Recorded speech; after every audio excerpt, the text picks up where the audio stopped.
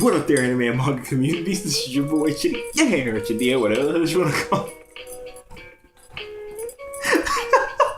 I'm sorry. The funny thing is that I completely recognize that the lighting right now is horrible.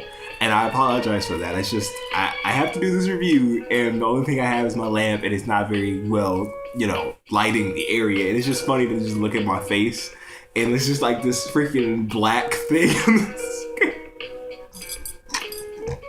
This is funny. I'm sorry. I'm finding it funny. I hope it doesn't bother you guys. Either way, well, at least when the camera audio desyncs, it won't be a big deal because you can't even tell I'm talking.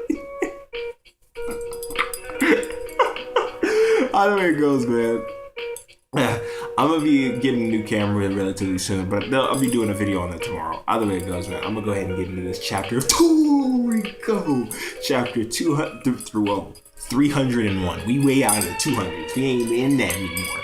So now, this week's chapter of Toriko starts off with Monkey King Bambino, which I didn't expect. Like, I didn't expect for us to be following Monkey King, but this thing, like, for real, this Monkey King,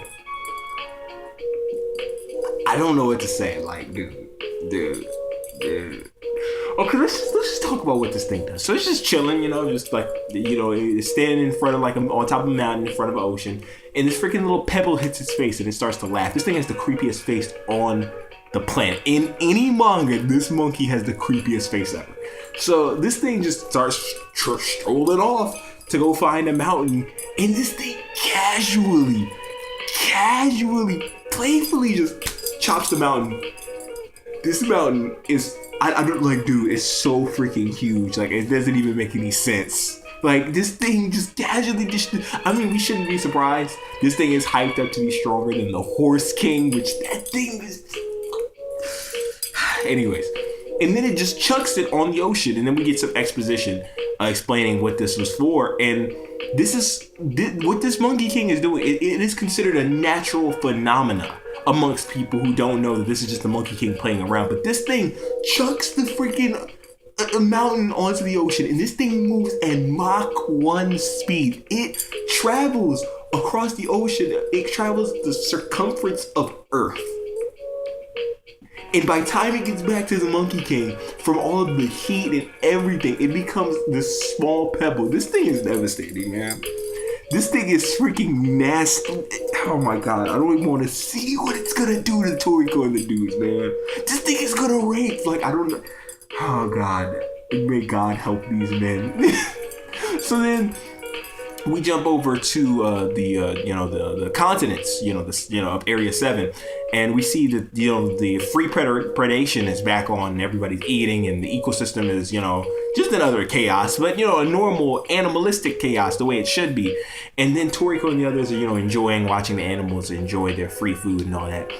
And then we see Kaka-san give an explanation to certain things about, like, but first of all, she explains that the civilization created the antibiotics that they use for the Sandoriko plant. And apparently, the Sandoriko plant is a creation by way of Blue Netero, which basically is explained like this. The Blue Netero, okay, wait, hold up. Let me backtrack a bit here because I'm forgetting a big piece of this puzzle, which is Kaka-san explains that the tree, that a pear comes from a tree, and this tree is at the base of, or the top of the mountain, the G-gravity mountain that they're heading to anyway. And apparently the soup is being sent through, like, the branches. I can't think of the freaking word. Like, today I suck with words. Like, I've been doing this all day with all my reviews, and I cannot get my words straight, and it's making me angry. But basically, the tree is sending off the soup through its branches out through the whole continent and all that. I can't think of the word. It's roots. It's roots. It's sending the soup through its roots. Anyways, so as it's sending the soup through the roots, it's making all the life on the continent healthy. It's making all these things grow gigantic and all this biodiversity. And apparently, at some point, the Blue Netero tried to suppress this, but failed.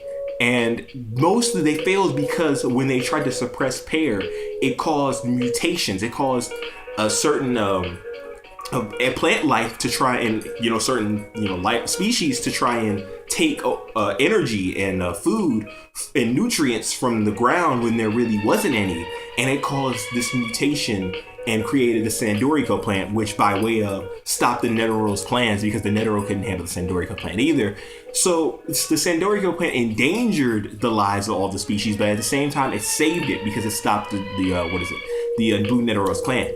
And she then goes on to say that the Blue Netero also don't know how to truly cook pear or truly prepare pear. And she then says that's another reason why she wants to wake Komatsu up, which is because Komatsu was able to read that book that he found, the cookbook, back in the Gourmet Pyramid. And if they can basically she wants to wake Komatsu up because he knows how to prepare pear and where he has the best chance at doing it. And then Toriko's like, well, we don't want to wake Komatsu up for any reason like that. We just want to wake him up so we can all eat together again. Stupid buddy bullshit. Like, you know Toriko at this point. And then the chapter ends off with them being at the top of the mountain where the freaking pear tree is, which is where the chapter leaves off. But I gotta say, Toriko's really moving at a fast pace. Like, I didn't expect us to get here already. Like, this is pretty fast. Like, I don't know. Like, I don't know if it's just me noticing it. I remember I was on Google Plus earlier and I saw a few other people mentioning how it's moving kind of fast. I thought it was just me, but it feels like it's I'm liking the pacing. Like, we're not wasting time. Like, some people feel like some mangas are moving too slow. We're we're moving at a good pace here, I would say. But overall, I like this chapter of Toriko. It was good explanation. We got some more background information on this continent and how devastatingly powerful Monkey King Bambina is going to be when they get to clash against it. And, overall, I'm liking to, like, I can't say I haven't read a bad chapter of Toriko since like the beginning of the time skip, which I don't know how I felt about that. That the way we came into this time skip with like no form of like warning, I was like, yo. But either way it goes, I have not read a bad chapter of Toriko since, and I'm just glad to see Toriko growing. And some people are saying that Toriko might be ending because of how fast it's moving. I don't think so. I think that's like just some doom and gloom talk. But at the same time, I wouldn't be surprised because Toriko isn't like the best, highest selling manga in all of Shonen Jump right now. Should it be? Yeah, it should be in the higher ups because of how in depth and awesome Toriko is. But it isn't. And I wouldn't be surprised if Shonen Jump is trying to rush it along so that they can get something new in there. You know what I'm saying? Like, I can see them doing something scumbaggy like that, but I doubt it. This is just me giving my speculation on the matter. But either way it goes, I'm gonna go ahead and sign out now. This is your boy Chadia signing out. Please be sure to rate, comment, subscribe, and do other things that Black Brother Thrive. And I will catch you on the flip. It has been golden. Peace out, anime and manga communities.